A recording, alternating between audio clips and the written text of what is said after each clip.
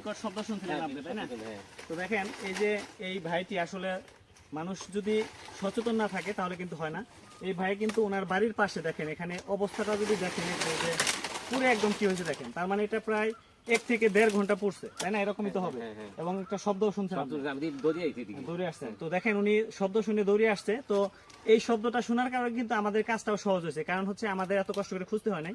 তো আপনারা যদি আসলে আপনাদের বাড়ির আশেপাশে বৃষ্টির সময় বা বাতাসে কোনো সময় যদি দেখেন যে এরকম পুড়ে যায়, দেখেন একদম কয়লা হয়ে গেছে, তারের সাথে শর্ট হয়েছে, মানে নিউট্রাল এবং ফেজ তার কারেন্ট একত্র হয়ে এই বাসটা, এই গাছের ডালটা কিন্তু অনেকক্ষণ সময় পুড়ে গেছে। তো এরকম সময় কিন্তু লাইনটা বন্ধ হয়ে যায়।